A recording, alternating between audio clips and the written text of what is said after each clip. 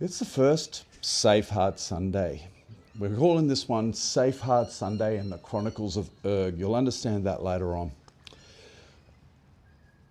I'm making Sunday Safe Hard Sunday because Saturday is my deadlift day, which is probably one of my hardest days of the week. So I need Sundays to recover. These live streams on Sunday are going to be a little bit more chill. So what I'm going to cover today is, before that, I won't be monitoring chat because I'm following a run sheet here. So if you have any comments, questions, or just want to say anything, please write them in the comments below and I'll check them as soon as the live stream's over.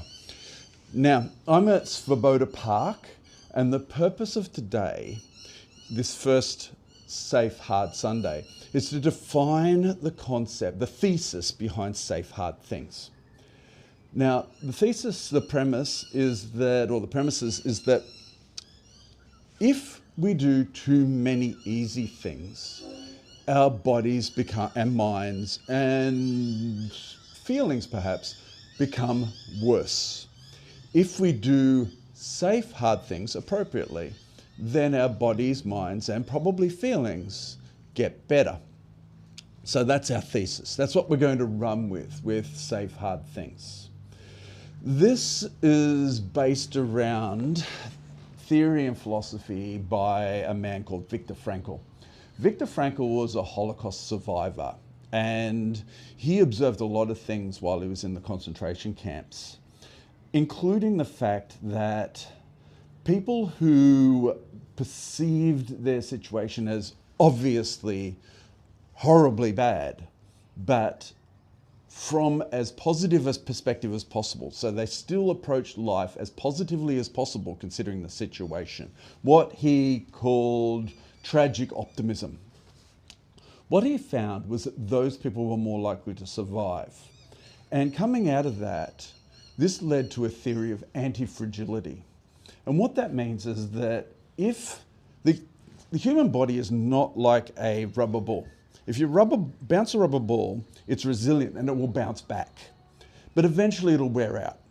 The human body, the human mind, and what we might call the human spirit, yes, it can be resilient, but it can also get stronger and better through the appropriate application of safe, hard things. So this is Viktor Frankl. I really like the way he thinks because it aligns with my approach to life and the way towards a life well lived. Now, my background is in psychology. I have a psychology degree. I've also studied philosophy, religions. What else have I studied? Physiology, because I used to be a personal trainer.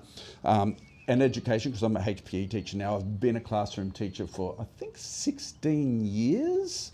And now as a HPE teacher, I'm really even more inspired to encourage wellness in others. And I think this concept of safe, hard things is fundamental to this. I don't know whether we can counteract the negative effects of a sedentary, comfort-based life unless we do what Viktor Frankl said and seek anti-fragility through difficult things. So that really defines the premise. That's really all I want to talk about as far as safe, hard things today. We'll try to keep these Sundays short. But each of these live streams, I'm going to turn into a bit of a journal as well. Yesterday, I talked about an ancestor of mine who was born somewhere between 40,000 and 50,000 years ago. And I've decided to actually make him a character. I'm going to call him him. I'm going to call him Urg. The reason I'm calling him a him, it could have been a woman, but the reason I'm calling him him is because I'm a man and I'm going to have a better understanding of perhaps what he experienced as a man. I don't suppose to understand what it feels like to be a woman, so I'm not really going to try. So we're going to call him Urg.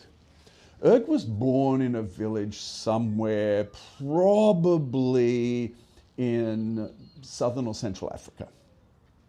And as a young child, he always looked at the outskirts of the village. He looked at the horizon. And people said to him, don't go out there. Don't go out there. There's dangers. If you go out there, you'll die. There are monsters. There be monsters, right? But Urg, that wasn't enough for him. The fear didn't stop him. He wanted to chase that horizon. And he grew up. And as he grew up, by the time he was about 7, he was wandering out without his parents knowing. This is my story too. He was wandering out. He was looking around places he shouldn't be, looking around those dangerous places, dodging those animals. And by the time that he was 14, he was out and surviving for himself. By the time I was 14, I'd already been out hunting and gathering my own food in the bush. We'll get back to my story later on, because my story matters to this whole safe, hard thing conversation.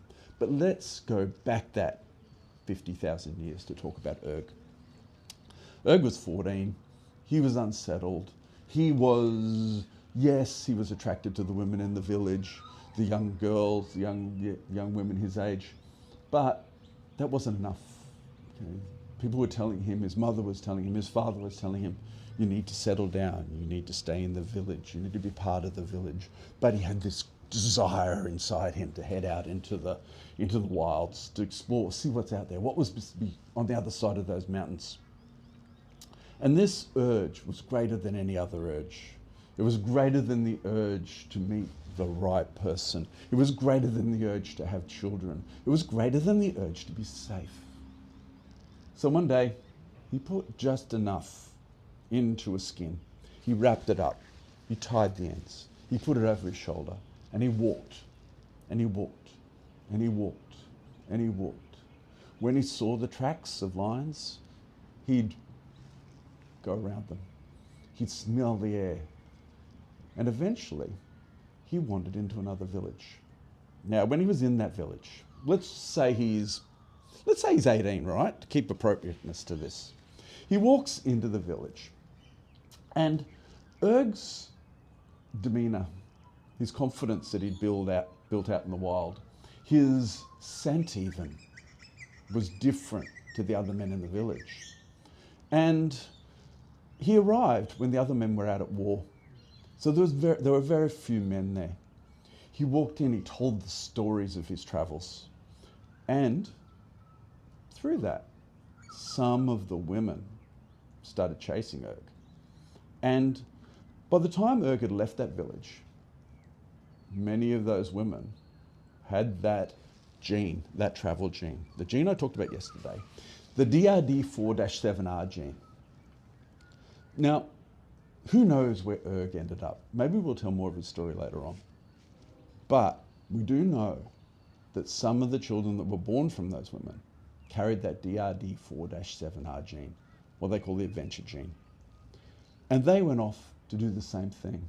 Some of them died, some of them didn't. Some of them travelled up through Europe, across Asia. Some of them ended up here in Australia. And that gene passed down. And it ended up in a man called Brian. Brian was my father. Now, Brian followed the urges of his DRD4-7R gene allele variant. And when he discovered that his girlfriend was sleeping with his best mate, he went to New Zealand from here in Australia and he bought an Indian motorcycle. That's not an Indian motorcycle. And he rode around New Zealand, sleeping under bridges. He learned the tales of the Maori people. And then he came back to Australia. And he met my mother. And my mother didn't have the DRD4-7R gene. And she wanted to settle down. She wanted to have children. And he decided, yes, it's time to settle down. It's time for me to do what everyone else is doing, to be part of the village. The DRD4-7R gene, the adventure gene, it can't be repressed. It will express itself somehow. So he was no longer traveling, he was no longer having adventures. The way it expressed itself was through addiction. He became an alcoholic. And he was dead by about 20 years younger than what I am now. His liver just collapsed. His adventure gene destroyed his liver. So that was my father. And that's that story. What we can take from that is a thing called trait channel fit. It's important that you identify who you are, what your genes design you to be, and you fit in with the traits that those genes express. If my father had expressed his adventure gene through living the way that I live, he'd still be alive, pretty much guaranteed, unless he got eaten by a lion. I've almost been eaten by a lion. And hyenas. Okay, we won't go down that path. Anyhow, he wouldn't have died of alcoholism. The adventures in his life would have meant more to him than the beer. What he used to say was, if a man can't have a beer, you might as well shoot him. What he really meant was, if a man can't have an adventure, you might as well shoot him. Now, I don't want to say that that's a truth, but what is a truth for me is that if I can't have an adventure, I start heading down the path of unwellness, ill health, towards depression. I've never been depressed. Towards anxiety. I've never felt anxiety, but I've come close because when I was 40 for 2 years, I bought into that line too that I should settle down. And it was the worst thing that ever happened to me. It nearly killed me, not through alcohol, just through sheer boredom and frustration. So follow your traits. Trait channel fit matters. And I think that should be about all for today. See you next week.